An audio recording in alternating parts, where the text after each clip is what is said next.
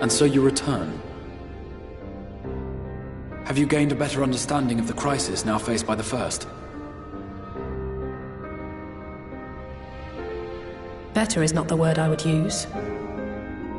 Some lands may have been spared the flood, but the survivors live only to suffer. There seems no end to the horrors inflicted by the Sin Eaters. Indeed. Those abominations are a calamity in their own right. And I can well imagine how hopeless the task of eradicating them must seem to you.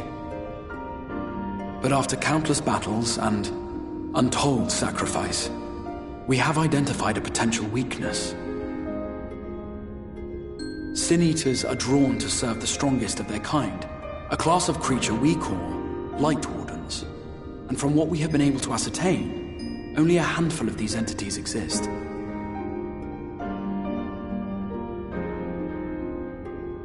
Just as an ant colony will perish in the absence of its queen, we believe that the death of a Light Warden will cause the lesser creatures within its sphere of influence to disperse. I have a feeling Yulmul might have something to say about any concerted action we take against these monsters. Vorthra's command over the Sin Eaters is integral to Yulmoran society. In seeming to guarantee his people's safety, it guarantees their obedience. He will not take kindly to us depriving him of such useful allies. Agreed. Thus we will need to occupy or otherwise divert his forces whilst we proceed with the business of eliminating the Wardens. Until we have done so, all other considerations must be set aside if we are to forestall the 8th Umbral Calamity.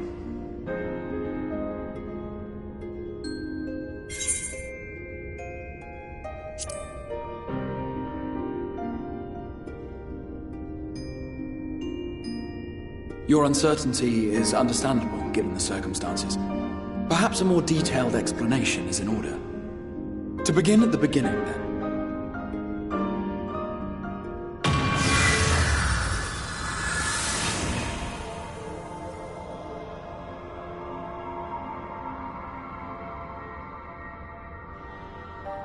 In the ancient past, a single star was divided into 14 worlds.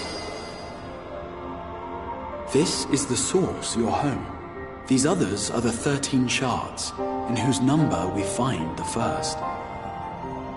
Though physically separate, they retain a connection to each other, and with the source especially. Now, let us assume that a given element in one of the shards attains abnormal ascendancy. Just as water will flow from the highest point to the lowest, the excess energy will begin trickling into the source.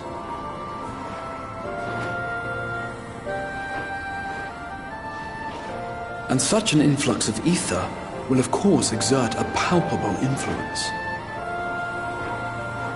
If the element in question were fire, then drought and wildfires might ensue. If it were ice, one might expect the weather to turn bitterly cold.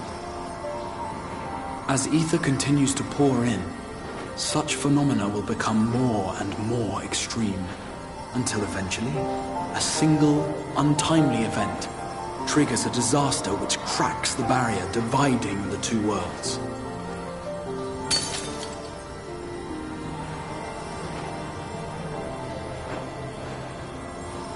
What was once a trickle now becomes a deluge, sweeping the shard along to be rejoined with the source. At the same time, the element which held sway in the shard is unleashed in full, its energies amplifying the original disaster to truly catastrophic proportions. An earthquake thus magnified might strike with enough force to shatter continents. A tidal wave might swell to a size capable of drowning entire nations. These devastating events are what we refer to as umbral calamities. 7 times has a calamity befallen the source. 7 times has a shard been absorbed.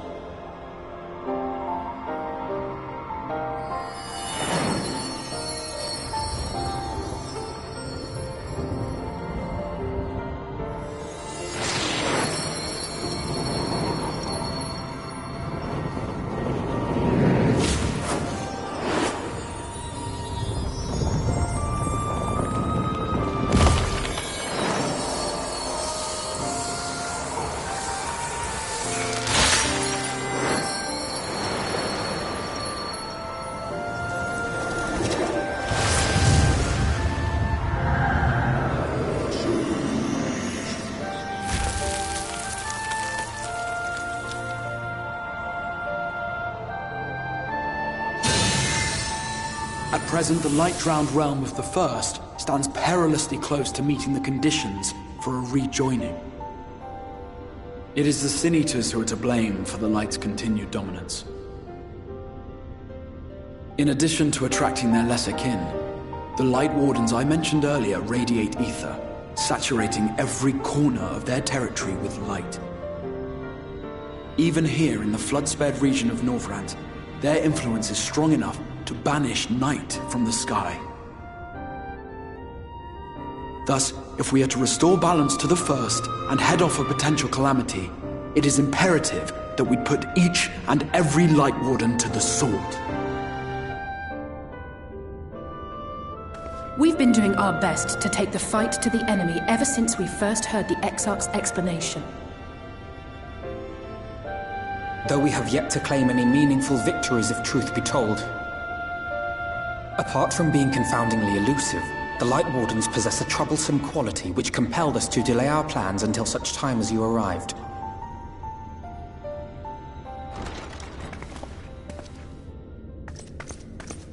Forgive the interruption, my lord, but Hallminster Switch is requesting reinforcements.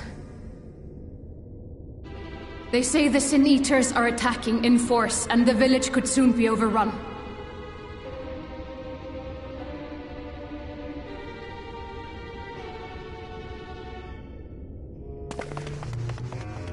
Alert the guard. We should be prepared in case the fighting reaches the Crystarium. You have command of our forces in the field, Captain, but hold off on entering the town until I arrive. That goes for Alphino and Alize as well. My lord.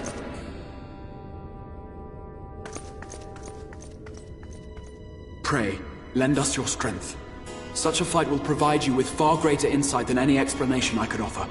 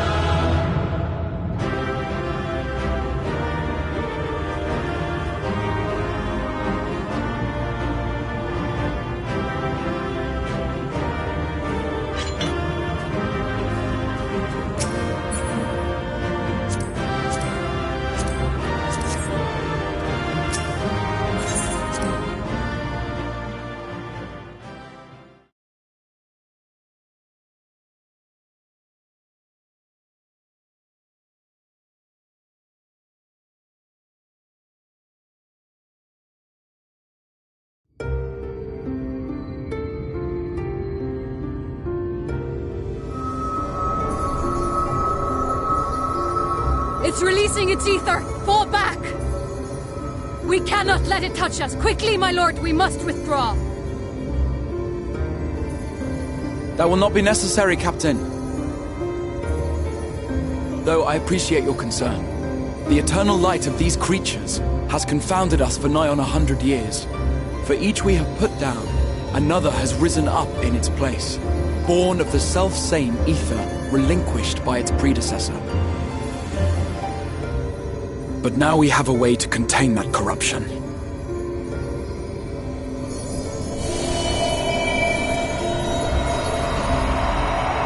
The blessing of light, and the hero who wields it now stands before you.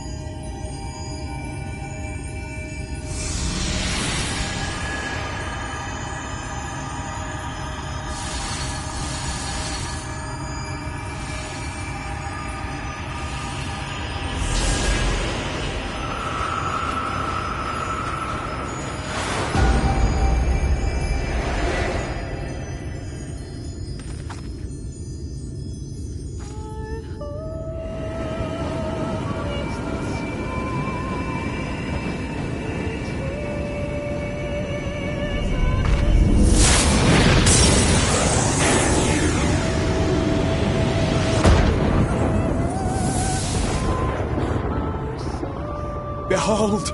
The monster's power is broken, and the world, twisted by its touch, returns to its rightful form.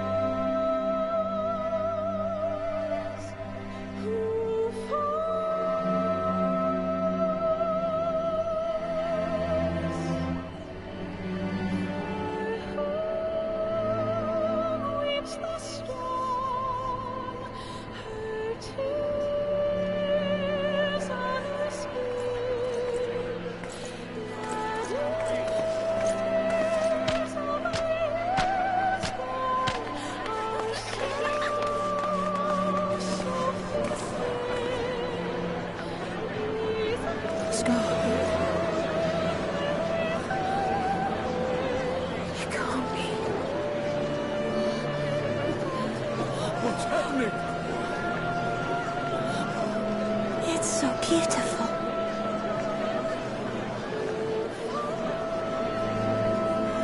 The sunless sea. The warrior of darkness has come.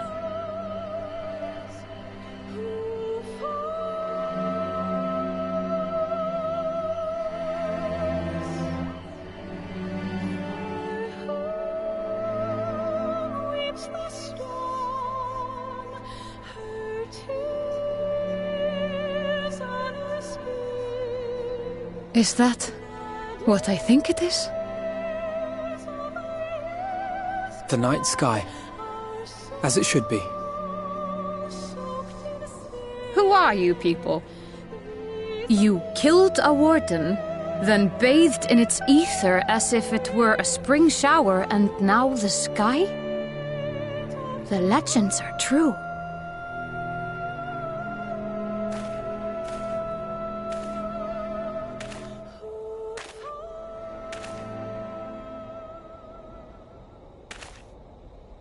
My lord?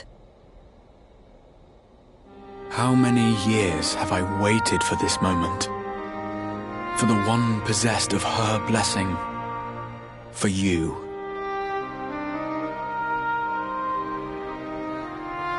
You have vanquished the Light Warden of Lakeland, and for the first time in a century, darkness has returned to the mantle of night.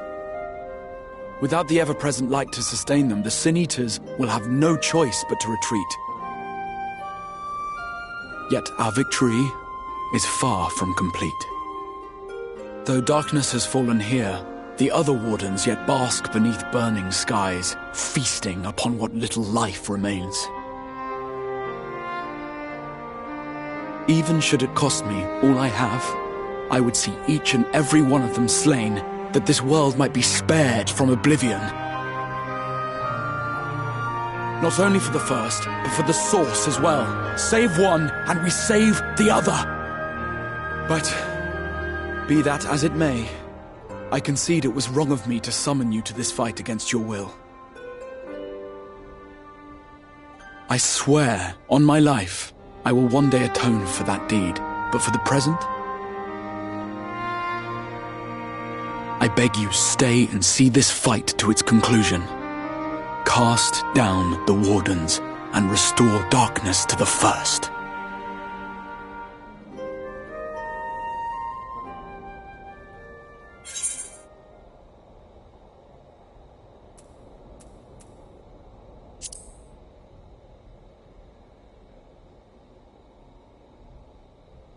On behalf of the first, I offer you my deepest thanks. I understand there is much at stake here, Exarch, but why do you risk yourself so readily? It must have been a dangerous drain on your ether to summon even one person across the rift. I do it for my people, of course. To give the Crystarium the tomorrow it deserves. That is true now, yes, but the city had yet to be built when you first called forth the Crystal Tower. I'm simply curious to know what prompted you to commit yourself so completely to this particular course.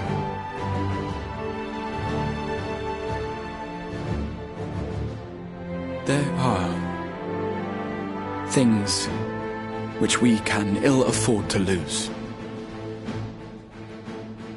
And I sensed from the first that I had a part to play in preserving them.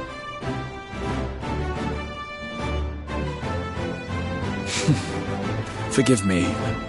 I fear the events of the day may have taken their toll. Despite appearances, I am an old man. One burdened with many difficult memories, some too painful to recall. Well then, I'm sorry for pressing you. It's a family failing, I'm afraid. One which has served us well more often than not. Needless to say, we will continue to fight at your side until the last Senator is defeated. Come then, my warriors of darkness. Let us gather the surviving villagers and make our way back to the Crystarium.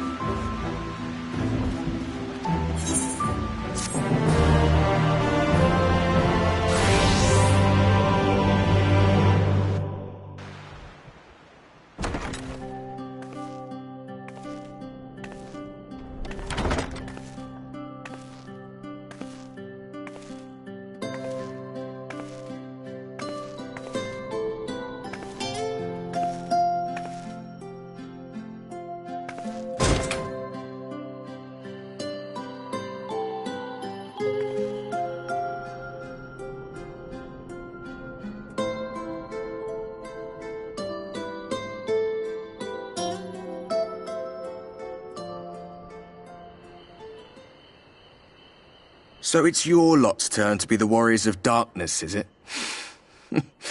It's funny how things work out.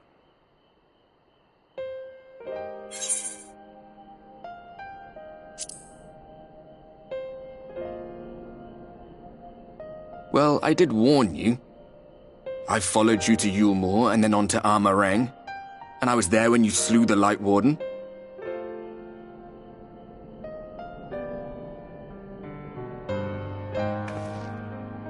Those white-haired twins who were with you. I remember them from our battle in the Source. Are they your friends then? Through thick and thin?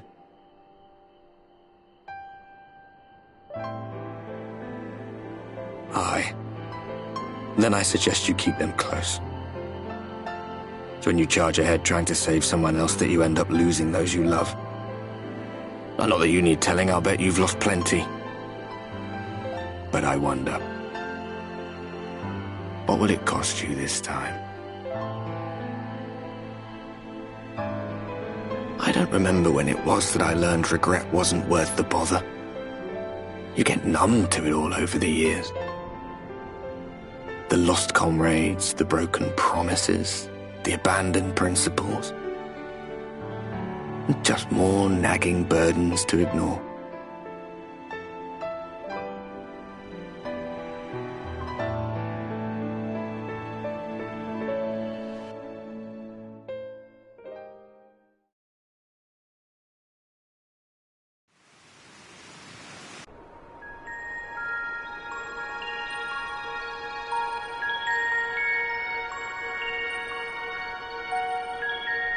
So this is what the light was hiding.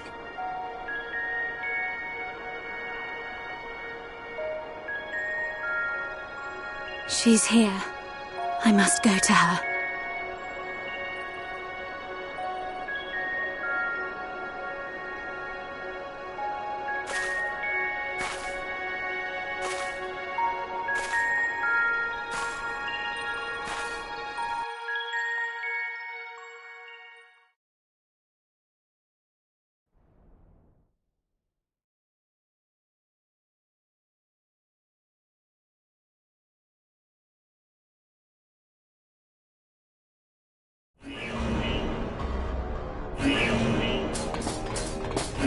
Intruders! Fan out and find them!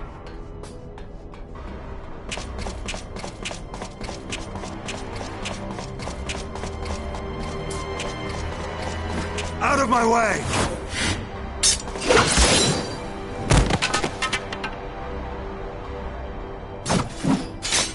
Stay your weapon.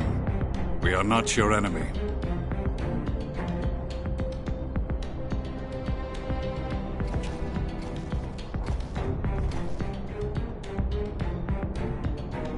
When the alarm sounded, I wondered what we had done to betray our presence. But I see now we are not the only intruders. Sir Estinian, I presume. The dragoon who plucked the warrior of light from the jaws of death? Your armor is most distinct.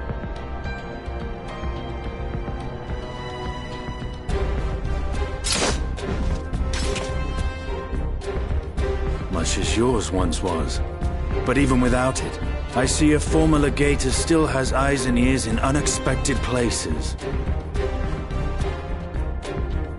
Van Baelsar, in the flesh. Though I understand you prefer Shadow Hunter.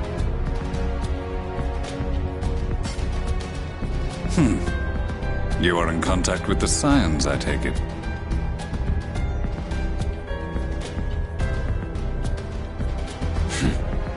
Through no choice of my own. They tracked me down and conscripted me to their cause. I swear their receptionist was trained as a spy. Not that anyone can escape that Baldessian woman once she has caught the scent of your ether. If they have resorted to using freelancers, I must assume their attempts to wake the afflicted have failed. And what of their champion? Away on other business. Thus, it has fallen to me to root out any trace of the Empire's new weapon.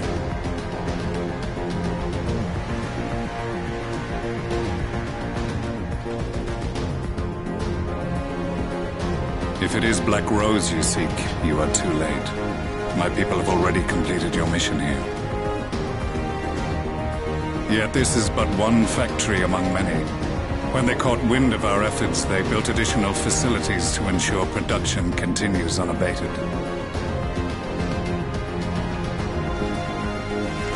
There will be no one left in the lands they conquer. No citizens to conscript. No skills to exploit. Nothing the Empire needs. And they will call it victory.